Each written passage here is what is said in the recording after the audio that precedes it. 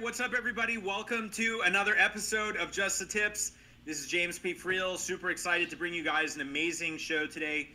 We've got a guy here who's just a genius at business systems. Super excited for you guys to hear what he has to say. But before I get to Mike, I would be remiss to not announce my handsome co-host from the United Kingdom, Dean Holland. Please ride in on your white noble steed and say hello to everybody. Hey, great to be here, of course, with my one and only friend in the world, the lovely Mr. James P. Friel. How did I get so lucky, Dean? Or maybe I'm not. I don't know. It depends on how you look at it, I suppose. As a gift and a curse. Well, Dean, as you know, we have Mike Arce here today. Super excited to have you with us, Mike. I hope you're ready to have a good time and share a little bit about what you're up to, man. Absolutely. I already learned something. I want to get sound effects on my podcast. That's not a sound effect. That is an actual trumpet player inside Dean's office as he writes it on the board. I don't want anybody getting the wrong idea, like we're doing some like hocus pocus back here. No. He's got an actual trumpet player. You have a full orchestra ready for anything throughout the next 30 minutes. Follow me permanently. Every time a door opens around me, that has to be played. Yeah, in fact, Dean said that I've spoiled him with that trumpet fanfare because now he anticipates his fiancée to do the same thing. Doesn't work. When he walks home at the end of the day. Yeah, like, honey, I'm home. Dun, da, da, da. Yeah. Well, Mike, thanks for being on the show here today, man. It's good to have you. I appreciate it. Thanks for having me, guys. Yeah, absolutely. So, one of the things we love to do with, with all the guests that we bring onto the show is sort of talk a little bit about where they've come from. And I don't know, maybe this is just me. Maybe this is my own selfish motivation. But I love hearing people's entrepreneurial story. There's something so cool for me about getting the opportunity to talk with people like you who are entrepreneurs, who are making things happen, movers and shakers and stuff like that. I just love the attitude of the entrepreneur. It's sort of contagious for me. And I think that a lot of people who are listening want more of that, right? It's inspiring, and understanding where people came from and how they got started is pretty cool. So I'm just going to throw it over to you, man. Like, how come you're so crazy that you decided to be an entrepreneur? Like, how did all of this happen for you? Yeah, well, first I want to address, it looks like Dean keeps waving at his trumpet players. Oh, do they need it? Maybe. No more trumpets. Okay, one more. Let's get it out of the system. One for the road. Let's get it out of the system. There we go. I didn't have a bug to become an entrepreneur, actually. So I as a kid, I'm from New Jersey, so everybody was making money here and there doing something, whether it was selling sneakers or CDs that you downloaded, because now Napster came out and that was a big money maker, CDs. And so little things like that. But other than that, I've had 22 jobs. I've been employed at 22 separate companies. So You're only 22 years old, so that's like 35. My last job was at in 2010, so whatever that math comes out to. So I was 28 in my last job. And yeah, that's a real number, 22. I did start a business. I had a fitness business. I was a personal trainer at a personal training company, 3 trainers working underneath me at like the age of 24. We were doing really well. We got our revenue up to, really well for a 24-year-old. Our revenue was up to about 50, 60K in a month. And that was great, but there were some things that happened and kind of got in the way, and decided to get out of that business and move into being an employee again. I did that for a little while. I got into this world that I'm in now totally out of desperation. It was 2009, and business wasn't really going well, for my job where I was working. The economy was really starting to kind of take a little bit of a turn at that point. And we didn't really know what to do. I started this company called Loud Rumor that I have today. And initially we were like Yelp before I ever heard of Yelp. And then everybody started sending me links like, you mean like this company? And I'm like, shit. You love that, right? Yeah, it's the worst. Great idea. And then then I'm getting links to Kudzu and like so many other directories. And I'm like, all right, I'm not unique at all. And then, but I like the name, and honestly, a lot of me was just lazy, and I didn't want to go get another LLC. And so in 2010, it got really bad. My wife and I had just gotten married. We used all our money that was in savings, with the exception of $500, to pay for the wedding and the house that we had just gotten. And so at that time, my wife ended up getting pregnant, and we actually got pregnant on our wedding night, believe it or not. So it was a good wedding, and good way to end it, right? But we got pregnant on the wedding night, and I didn't know that we were gonna have a baby. My wife wasn't gonna. She didn't want to tell me until Father's Day as a surprise. And so before Father's Day, like a week or two before, she told her boss that she was pregnant. And end of the day, that same day, they ended up doing cutbacks. So she's the only one that got cut back though. So she got fired the day she told her boss that she was pregnant, and worked there for 18 months, never got a write up, anything like that. So then she tells me, she goes, like a week later, we're at my mom's house for dinner. On the way home, she goes, "Hey, so what do you think about working on a baby?" Now here I am thinking we have options, and I'm like, and so I go, "That's the last thing we need right now." You know, we were going $1,500 in the negative that month, and we had $500 in savings, so it just didn't make sense. So she ended up getting another job while pregnant, because she wasn't really showing yet, and she didn't tell me on Father's Day. She skipped it because she was afraid to. She decided to wait till my birthday, which was a month later, and then she ended up telling me, "Great, everything's awesome." I told her, I was like, "You got to tell your boss. Everything seems cooler now." She told her boss, fired that same day. So she got fired twice in the same pregnancy. So that is why we decided to do this. I was managing a sales floor at the time, and so I was very used to creating scripts and managing the sales process. So I created a binder for my wife with a script of how to cold call all these different companies. And then there were different tabs for, if they said this, then read this script. If they say that, then read this script. So every tab was for like a different objection. And she cold called on average, no jokes, I used my software for my work. She cold called an average of 230 people per day at 5 months pregnant. And yeah, and didn't have a lot of talk time because she wasn't really good on the phone. She never sold before. She was just basically calling people to see if they wanted a company to redesign their website. That was basically it. And that's what we were doing. We would basically sell websites for like $600 to $1,000, and then we'd get people in India or the Philippines to do it for 120 or something. So we would take the difference.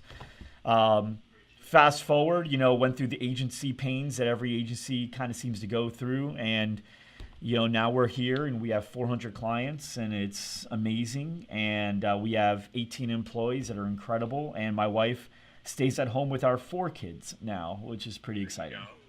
Yep. I don't know if you know this about Dean. He has a very similar story, except he only got fired once for being pregnant. Yeah. And then he never went back to being an employee after that.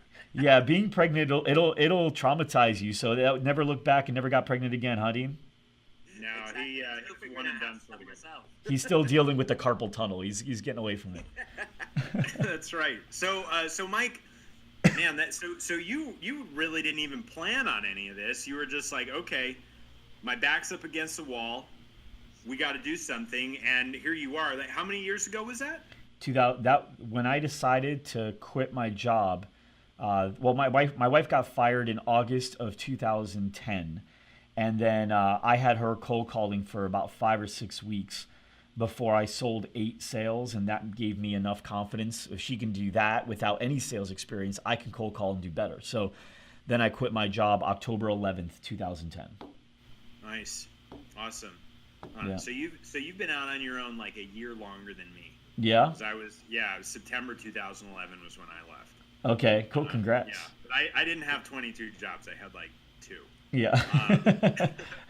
But anyway, that's neither here nor there. So how do you go from like virtually zero experience as an entrepreneur to running a company now with 400 clients and 18 employees, and not like, you don't strike me as a guy who's like mired down in chaos and overwhelm. I feel like you've got your shit together. Like like, did any of those 22 jobs prepare you for that, or are you just like a unicorn and you're just like, okay, now I'm going to be an entrepreneur?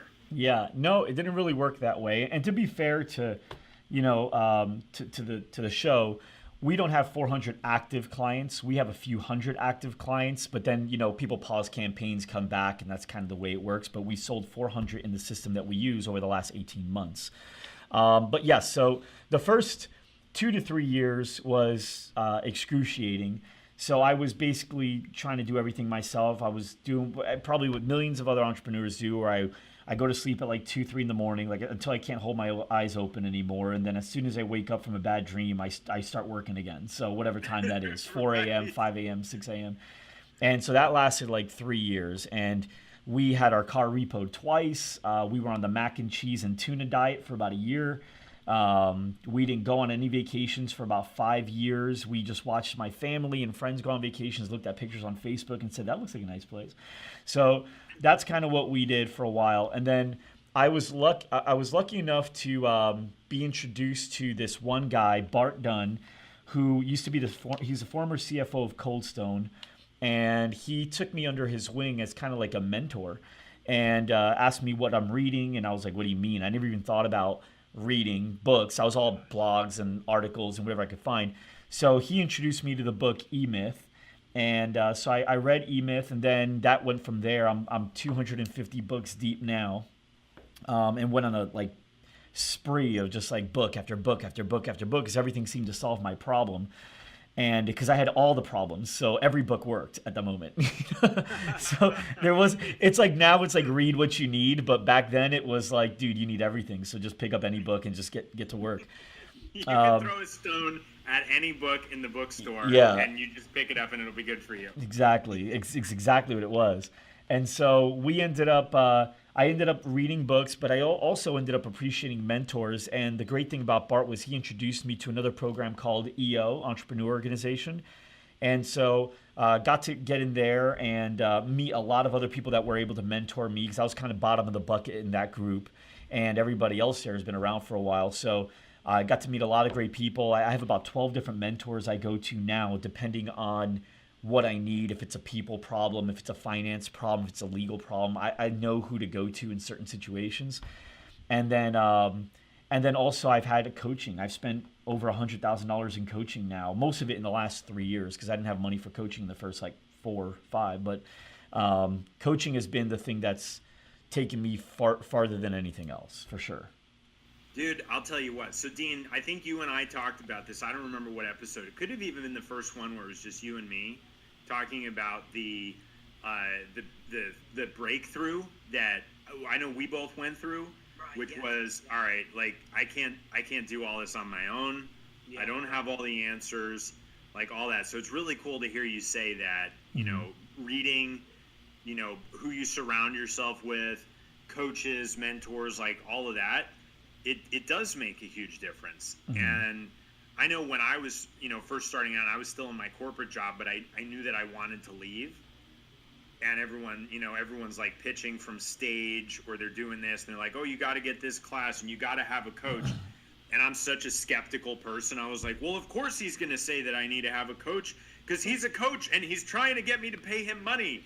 Like, it only makes sense that he would say that. But the crazy thing is, he has a coach.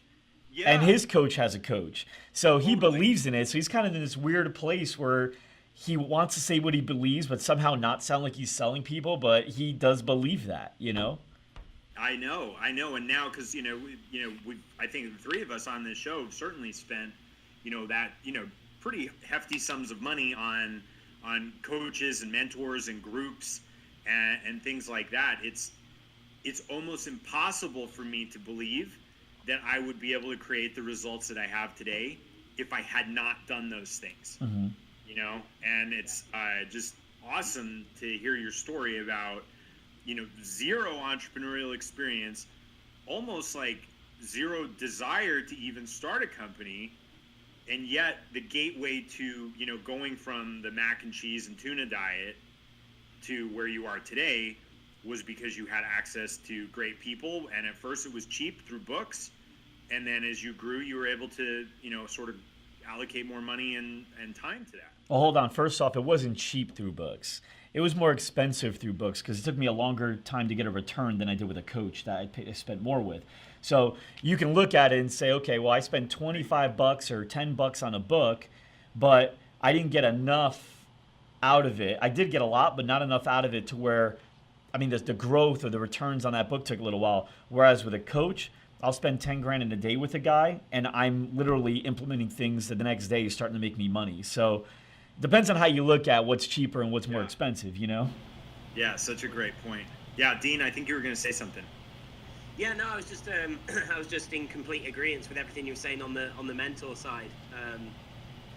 Like if I look back now myself, like I can't actually imagine how I would have overcome certain problems that I was experiencing without that guidance. Yeah. It's strange. Like at the time, I do think there's like I don't know what you guys think, but for me, I've always had to overcome like a mental barrier myself before taking that jump. Like my first ever experience in a coaching program was in 2008, and that was like $1,000. And at the time, I was like, huh, that's a lot of money. Like I don't really understand like how I can justify that, but I did. And then like as stages have gone on through my business, I'm like, huh, the coach I need now is like 5K. Like that's a lot of money. Like how do I just? Then it's like 2 years ago, huh, now the coach I need is 25 grand. That's a lot of money. Yeah. And every time I've crossed this mental like psychological barrier for myself, but then you get past that and you look back over how far you've come or what that single decision has done. And it for me, every single time it's been just life-changing or altered my business in such a significant way. So, it's with more than coaching. Yeah, it's with everything, right? So I never took I didn't take a vacation till I was like 31 years old ever in my life, except for when I went with my mom and dad at 15 was the last time I took a vacation. And one of my coaches, one of my first coaches, he said, I won't work with you unless you take a vacation. And I was like, dude, I don't need a vacation right now. I hired you to work, not to tell me to stop working. This is crazy. Yeah. He's like, you don't understand. You have to have something to look forward to. So you maybe just take a 2 or 3 day getaway to Huntington Beach, stayed at the Hyatt for like 2 to 3 days with my wife for our first time ever getting alone together outside of Arizona. And it was exactly what I needed. And I've been to that place 6 times since, but I've been to like 15 vacations since then or maybe more. And so, yeah, I didn't see the value of spending money on vacation until I took one. People don't see value in spending $50 or $60 on a steak until you have a $50 or $60 steak. And then you go, man, I like this. And it's not just that the steak tastes better, which it definitely does, but it's also that feeling of like, all right, I had a $50 or $60 steak today. I remember back then when I couldn't afford a $10 steak, and I used to look for the fried food because that's all I could eat. So it's there's a whole bunch of things that tie into it. But yes, once you start finding the returns on things, you will not only get more $60 steaks, but you'll start looking for the $70 and $80 steaks. And for you, the coaching, the $25,000 coaching. And now you hear about a $100,000 coaching program, and I bet you're like, I wonder what you get out of that, as opposed to that's crazy, Yeah. So what's been your strategy for continual leveling up, right? Because starting from scratch, where everything is up, right, and then you achieve certain levels of success. My experience has been like I normalize things really fast. I'm like, okay, now this is what I'm used to, and that's like good and bad, right? Because then you're like, well, what's next? Too much of that becomes obsessive, and too little of that, and you sort of stay stuck. So how have you gotten through like the different levels of growth that have been required to go from where you were to where you are right now? There's a few things. One of them is definitely who you hang out with a lot. It has to do with it because most of the world has limits on why they can't do things. They have reasons as to why they can't do things or why they should wait to do things. And they all make sense. So that's the problem, is that you can really justify why you shouldn't do something or shouldn't do something right now. Whereas, when you hang around people that are really doing big things all the time, they never have limits on things, and the conversation doesn't even make sense. So, if I moved over to the UK with Dean, it would only take a few years before I start talking like Dean. Maybe not 100%, but I'll start saying words like he would. My accent would change a little bit. everything, like, that's just how it happens. And for, there's people that I've coached, and when I've done it, they said, like, oh, that doesn't really matter so much. As long as I read and I work hard, I'm not my friends. But I've had them for years, so I can't dump them.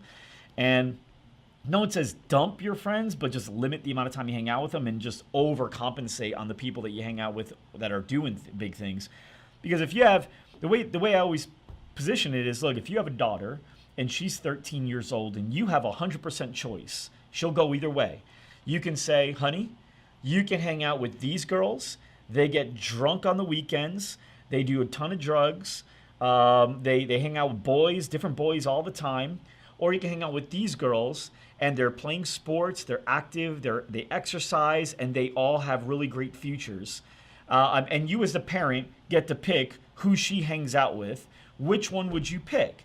It's not even a question. You're never going to say hang out with the people that do drugs. You're going to say hang out with the people that are doing things in her life. And it's because you already know that that's the best thing for your child. But sometimes people don't like to look at it for themselves. So you have to look for it, and you have to create the events. I have 3 people coming over this weekend to my house that I highly look up to, and they're doing things in their lives. 2 of them are doing things faster and bigger than I am. And so I want to just hear how they talk and what they say and just be around it all the time.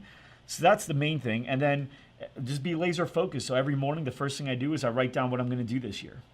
And I had 4 goals I started the year with, and I've already done 3 of them by June. I'm on my 4th one now. And, just now I'm already writing my goals for next year, just because I feel like I got to work on more stuff. So every morning I write down my stuff, and I do it again at night before I go to bed, because kind of feel bad if I go and write stuff down. I realize I didn't work on that particular thing at all today. And it makes me feel bad all the way till the next morning when I write it again. And then I go, today I'm for sure working on this, So those are 2 things that I do more than anything. Of course, I still do the reading and the coaching and the mentoring, but that feels like second nature now. The other 2 things I have to make a conscious effort to do every day, Awesome. I'm guessing the 4th thing for today was to get on this podcast. Yeah. That's part of it. That ties in with his thing about hanging out with awesome people. Yeah. Right? 100%. Yeah. Well, and I say that sort of tongue in cheek, but the truth is, for me and for Dean, part of the reason we wanted to do this show was to hang out with really cool people like you, right? And to say, okay, cool, let's get to know more awesome entrepreneurs who are doing big things, because there is that whole network effect of who am I letting influence me, and okay, cool, now I know your formula for you writing down your 4 things in the morning and at night, and that's super cool. I'm not going to pick that up from watching some bullshit TV show or hanging out with people who don't have any ambition in their lives. Right. Yeah, and here's the thing too. You have people out there like you guys, and you have Gary Vee, and you have Grant Cardone. You have all these guys that are just putting out a ton of content for their audience.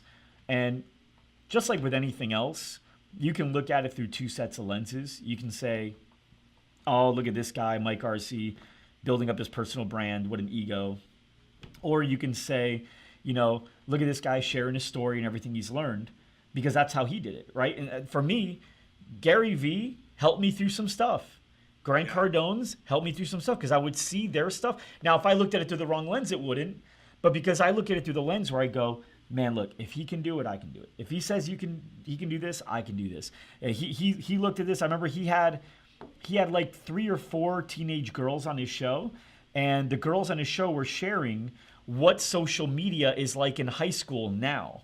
And that helps him understand what it's going to be like in college in the future. And I remember that episode, because I was like, man, no one's even thinking about doing that. Like talking to people in high school right now to find out what is actually being used, so you can start focusing on it. And little things like that, it gets your mind to start thinking about different things, because you get trapped. And sharing my story like with this, I like sharing my story because it reminds me, number one, where I came from. So it's always good to look back, because you always feel like you have a lot to do. You always feel like you're so far behind because you keep resetting your goals, and they never get reset at the same capacity. They always get reset bigger.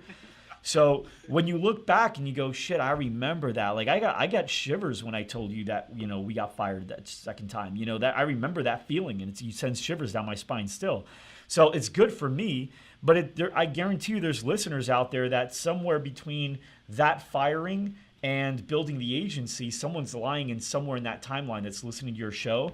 And like me, when I was that guy, I go, all right, cool. So I'm not alone. This is normal, and I can make it through this, and I have something to look forward to, you know? Yeah, and that's what being a leader is, right? It's helping show people the path that you've already been on to make it easier for them to do the same thing. Right. And then, like, one of my favorite quotes is, Isaac Newton, 500 years ago, a guy who taught, created physics and, laws of gravity and all this. He's like, the only reason I've seen as far as I have is because I've stood on the shoulders of giants. Right.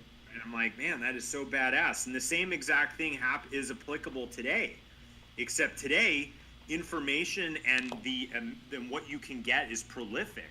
It's absolutely everywhere. But I love what you said before about the whole, cheap information versus paid for information. I want to come back to that because I think there's a sense of, like, with the internet today and podcasts and, YouTube channels and all this information that people could research, they're like, oh, like, I don't need to invest in myself to get the result.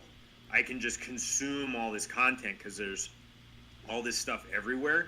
But I think there's such a difference, and it's a fine distinction between knowing, like, what to do and when to do it, how to do it, like what the right thing to approach is. And so, you said it before, you just continue to invest in yourself, and anybody who's on any stage of growth, needs to continue to invest in themselves. Even if you think you're at the top, there's always another level. Like, be the pioneer and get to that next level by investing in yourself. Yeah, and here's what I'll say too, because I've seen people hire coaches and fail, and I know people that have hired coaches and fail.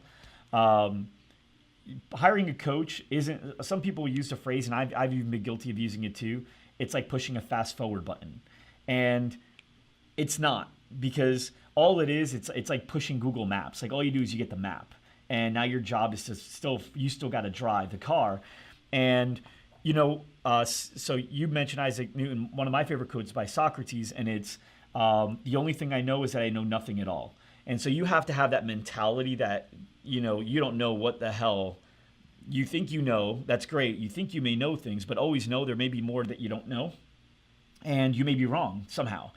And so with coaches, I always go into it with the mentality of, even if they say something I already know, or even if they say something I've already tested, I'm never going to say, oh, I know that. Or, oh, yeah, I've tried that. It didn't really work. Because what happens is when you do that, it shuts them down. And coaches just shut down. It stops their creativity, and they stop looking for solutions for you, as opposed to if you just listen, or it's even if you did something already, you could say, well, like, how would you do that? Because they may find a whole new way to do what you already did in a way you didn't think of. Because maybe what you did didn't work because of the way you did it, not because of what you actually did. And this person may have a new, unique way of looking at it. And what happens is, when you ask good questions like that and let them keep going, it fuels them, and they get more creative, and they just get better and better as your coach. And I always tell every coach, I did it with Russell Brunson, did it with Mark Lack, did it with Billie Jean, did it with every coach I've ever had. I say, I'm going to be your best client, the one that you're going to want to make a testimonial video of and tell everyone to watch that one first so you can sell more. That's who I'm going to be. And Billie Jean, I'm his best client. Mark Lack, I'm his best client. And they'll tell you, I've done more growth than any of their clients. And Russell Brunson, I just signed up like 3 weeks ago, but I'm going to be his best client too. And no competition between you guys, but I'm just saying. Whatever. Now we know Steve, we're throwing the gauntlet down here on the show today. I'm just saying. But you want to go in with that attitude because they want to work harder for you, but at the same time, you now have to live up to it, or else you're kind of a schmuck, Yeah. That's awesome. Sweet. So Mike, I think there's bound to be people who are inspired by hearing this conversation today, and your take on your story and where you've been and what you've created. Can you tell us a little bit more about Loud Rumor and what you guys are doing right now? Because I know, when you and I talked one-on-one a few weeks ago, I was really interested in hearing about that. I think people would love to, know a little bit more about the business that you're currently running, because it's pretty cool. Yeah, so we, started out as a web design company, and then we dropped that because we couldn't stand the non-recurring revenue, right? So we started doing things like SEO and AdWords and eventually got into Facebook ads. And once we saw how powerful Facebook ads was, we really devoted our time and focus to that, as well as Instagram and YouTube. So it really went from responsive advertising to disruptive advertising. And then we learned through coaching, as well as a book, Built to Sell, which is an amazing book. We learned the value of niching. So we built a company that really just focuses on the fitness and wellness space, predominantly fitness studios and independent gyms. So we work with big brands like Orange Theory and Club Pilates and basically every big franchise you could probably think of in the fitness space we work with.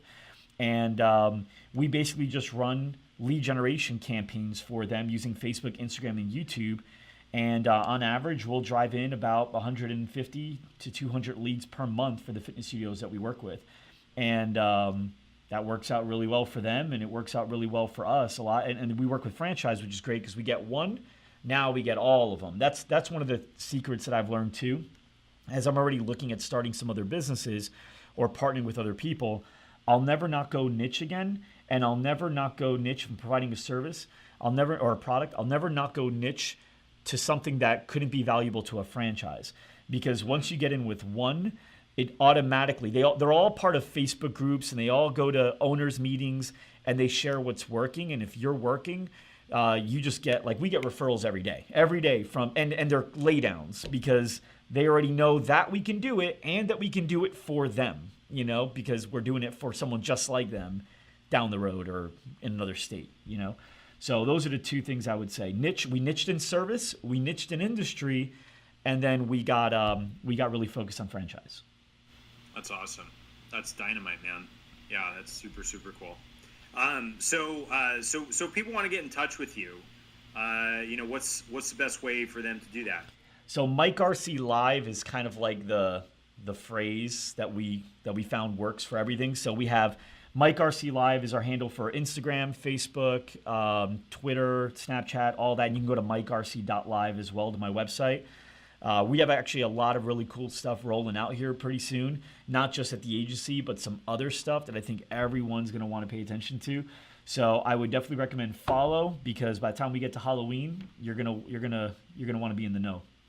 Awesome. And that's Mike Arce Live, and Arce is A-R-C-E. Yeah, right? A-R-C-E, correct.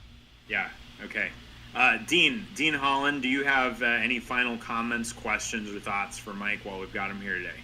No, just a complimentary comment. I think this has been an awesome show. I think even down to the last minute there, what you just said towards the end, I think is just gold, in terms of niching down and the advice that you just get there in the terms of what you've done. I think there's so many gold things that you've shared throughout, just sharing your story and sharing what it is that you guys do. So just, thanks for coming on, Mike. It's been awesome. I appreciate it, Dean. Thank you. One last question for you, Dean. Do you believe, in fact, that if Mike came to the UK, he would eventually start talking like you? I'm somewhat skeptical of that claim. The rest of them I'm on board with. That one I don't know. Mike still sounds like he's from Jersey to me, but maybe he could pull off British. Oh man, my accent's definitely lowered since I've been here. But what I will say is it's good to see that the beard has gone global. It's not just here in Arizona. It's a global fad. Well, I wouldn't give James too many compliments. He's clearly still trying. Right. Yeah, that's right. I think, next time, Dean, you're not going to get the trumpet fanfare announcement. I've decided. He's given me shit about my beard one too many times, and no more trumpet fanfare. You know what? Give me a trumpet. Can I have a trumpet? Can we get the trumpet guy to play something? We're going to mail you a trumpet, Mike. You're going to get a trumpet, and you gotta designate a trumpeter in your office who needs to play it every time you walk through the door. I will do it. Right? And it'll keep everybody on their toes. Like, as soon as they hear the trumpet, they're going to be like, all right, Mike's here. When you guys come down, we'll do it with an accent. We'll be like, now entering James and Dean. And then we'll play the trumpet. That would be amazing. You spent half an hour with us on the podcast. You're becoming me already. It's awesome.